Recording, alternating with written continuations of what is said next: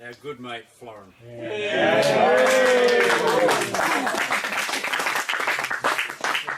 Florin is here, have all the beer. I didn't make this jacket anyway. So. My name is Florin. I'm a Romanian. Aussie now. Aussie now. In my heart, I'm a big Aussie. I came to this country 1989.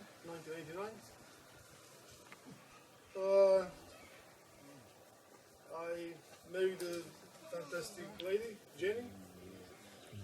I have 2 children with her, obviously. And life was good. I can't hear me. No closer. No, stood up yet. It's not good?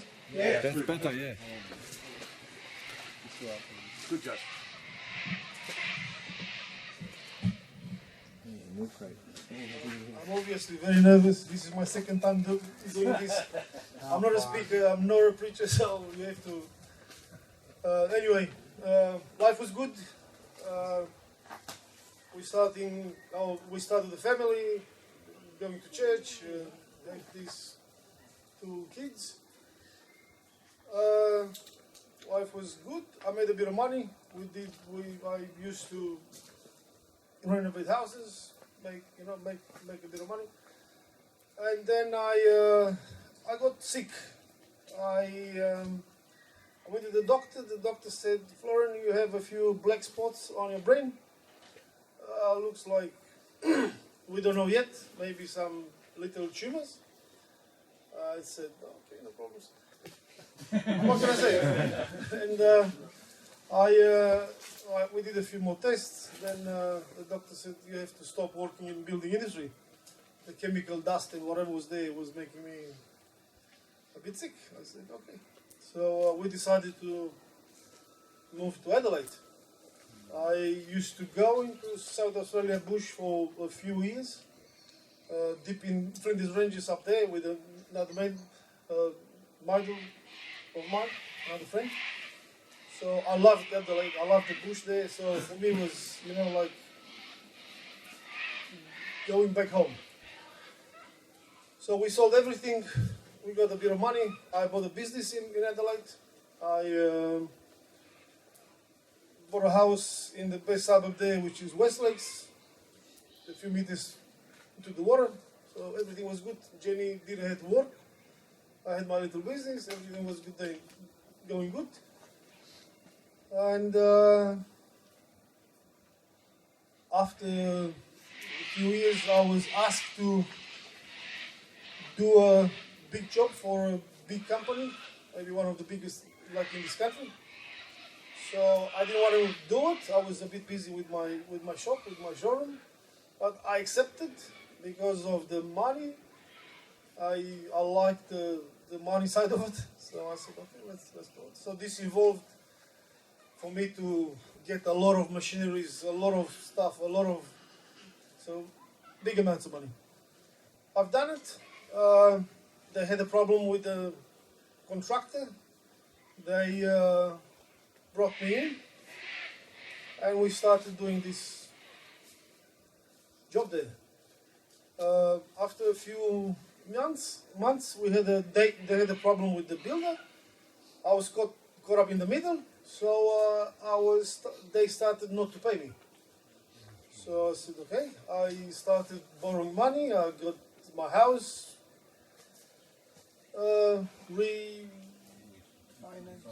refinance and got credit cards, huge credit cards, $100,000 credit cards, business loans, friends' money, everything. I was hoping I'm going to do this, and when they're going to solve their problems, they're going to pay me. That was not the case. They, after another few months, they said to me, Florin, legally and technically, we cannot talk to you anymore. That's it. And I said, I just want my money. It's just as simple as that. I don't need whatever, If you never had a problem with me, I just want my money. And they just didn't care anyway. They said, we are instructed by our solicitor not to talk to you anymore. I said. And then what happened, I started to I wanted to get revenge because to this. I just could not bear this. I did the right thing by them. I did the right thing by everyone, and they just didn't care. And then I was looking at this, and me and Jenny were talking about this, and because we were going nowhere. And I didn't know what to do. I prayed a few times, nothing happened. I was a Christian basically, and nothing happened. And the worst thing for me was when I came home one day, Vanessa, my little daughter, said to me, "Daddy, do you know if these guys will sell my toys? Anything?" Because we were talking, and she was about 8 years old or something, 7, 8. And this made me more mad, and I just wanted to shoot someone, basically. I got some guns, so I just planned everything. I knew who was the fault. I just wanted to finish them off. And I was a Christian, so I planned everything. I did a lot of years in the army. I was a very hardcore guy. I did a lot of extreme sports. I was incarcerated in an army jail for a few things. So for me, it was not hard to do this. And the bank started to close everything, sell everything, get this. Basically, we lived for a few weeks on $50 a week. That's a family of 4. So I started to empty my showroom and basically finish off my plan and just run. So what happened, this was a Friday afternoon. I was in the shop and this guy came into my shop. There was about 2 ladies there or 3, I can't remember. And he said, but by the way, they had Channel 7, they came to my shop and they had an interview with me, which was televised. And basically, that was it. This guy came into my shop and said, "Florin," I said, "God sent me here to talk to you, pray for you." And I said, "What? God sent you here now? After everything is gone and finished, then..." So I did not want to hear. I said, "Man, please just go, And no, I said, "Florin, I'm not going to leave. I'm here to pray for you. I'm here to, And he said, "Do not play with this. You will lose your soul over this. You will lose your family and you will lose your soul. This is not about money. This is bigger than money. He said to me, this is a spiritual battle which you're going to lose." So I just didn't want to hear. I said, "No problem." So, I was so mad now, even because, okay, where was God a few months ago? Well, and, but the guy was still there. And I said, okay, just do a prayer and just piss off. So, the guy, what this guy did, he stood up, and I never heard anything in my life. He was like he was praying for 2,000 people. He started shouting. Oh my goodness, I looked at these ladies, they looked at us and they slowly, they started to run out the shop. And I looked at it, I said, this guy, he was going on and shouting and praying. Oh my God. So I said, okay, let's do this. So I closed my eyes and I stood there for I don't know how many minutes. He said, "Florin, please do not go ahead with whatever you plan." And I looked at him. So what? I never told anyone, even Jenny. I never said anything to anyone. I said, okay, no problems. So he left. This is a stranger I never knew. Even to this day, I have no idea who the guy is. Then I went home, and Jenny said to me, "Florin, everything is perfect." What can I say? What? And he said, Florin, there is a guy on the answering machine. The guy, Jeff. I said, where from? So I just put the answering machine on. I said, Florin, it's me, Jeff. I said, please, I want to pray for you. I want to do this. I want to help you. I want to do.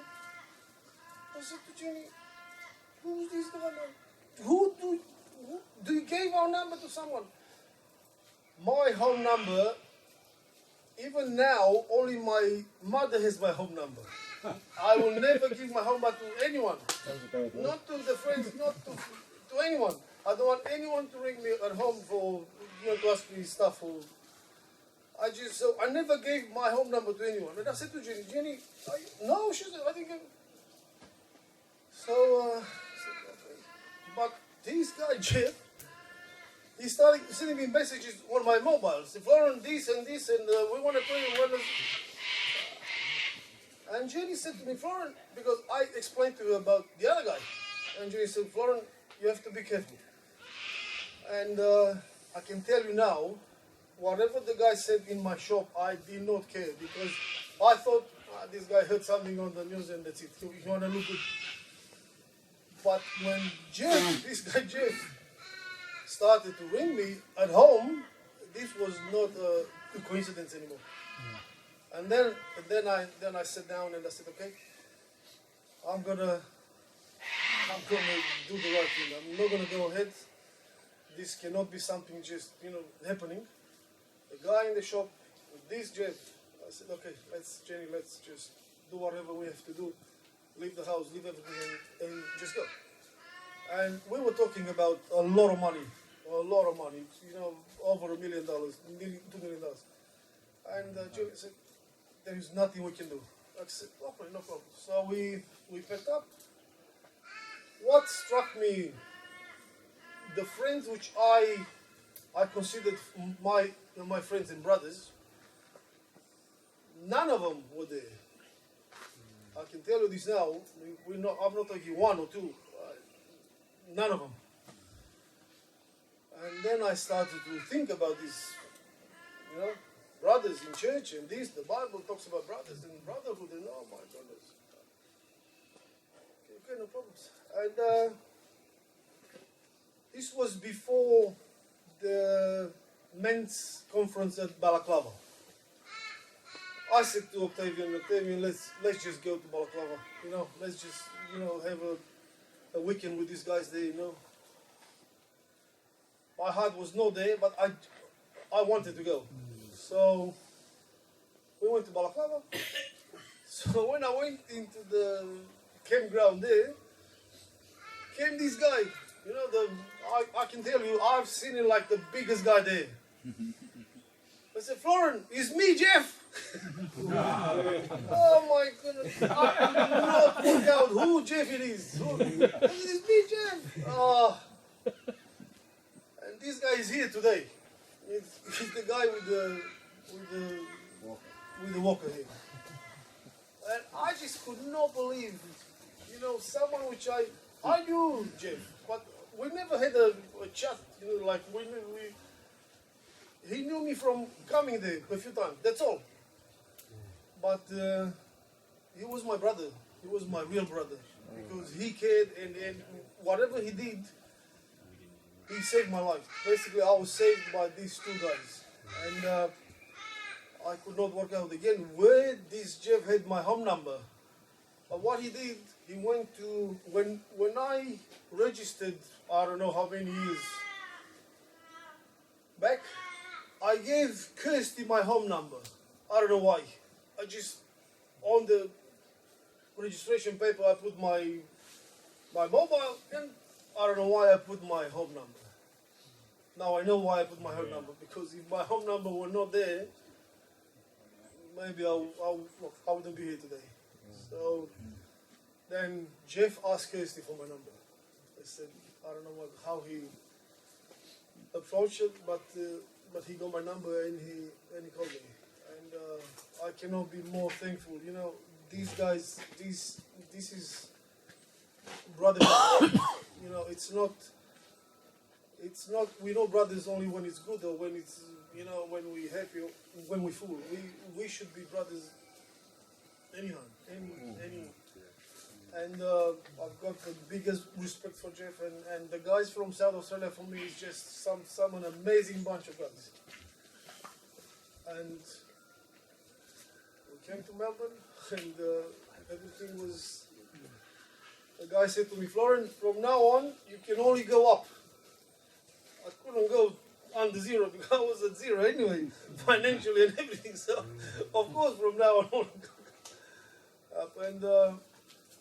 And that was it. We came back to Melbourne, and last year God put this on my heart to to do this men's conference, because I wanted to not to repay God, just to I wanted to do, my heart beats for these guys. I want to see men saved, and I want to see men having a real relationship as brothers. Not just, how you brother, good brother. This brother up and down is just, sometimes it's just nothing. And I'm just a foot soldier for Jesus. I'm not nothing. I don't want to be anything. I just want to fill one gap. This all I want to do. And I want to thank everyone here. I want to thank, whoever comes from Adelaide, Brisbane, Sydney, and especially the guys from here. And I can assure you I'm going to go just, ahead, and I want to do the best thing I can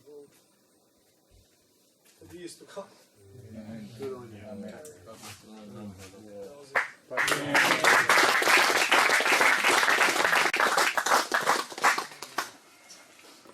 Thank you, Florin.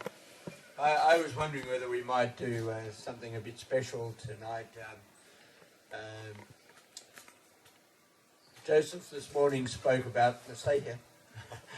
Joseph this morning spoke, please. Joseph spoke this morning about servanthood. And this guy has just spoken about being a foot soldier for Jesus. And I just wondered whether we would like those two guys to pray the spirit of servanthood and the spirit of being a foot soldier over us. And I wondered if you'd like to stand and come forward and a little bit. And I wonder whether Joseph's from here. Joseph, if you'd come. And Joseph, I wonder whether you'd lead off and pray for all of us to receive the spirit of servanthood, and then maybe you could pray for us as well. Yeah.